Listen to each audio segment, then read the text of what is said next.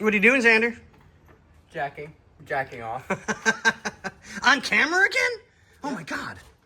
Okay, so we were excessively busy yesterday. We just did not have time to do what we needed to do. Just too many projects going on.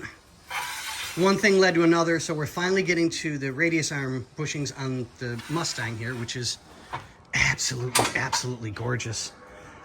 I'm not a Mustang fan, I'm really not, but this is stunning.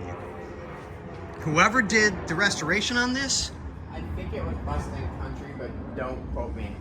so it's possibly a Mustang Country restoration. Yeah, I'm 99%. This is flawless in my opinion, and there's even awards in the back seat for what it's won. I mean, It was second place in some competition. Yeah, I mean, to me, this is stunning. This is a world-class car in my opinion.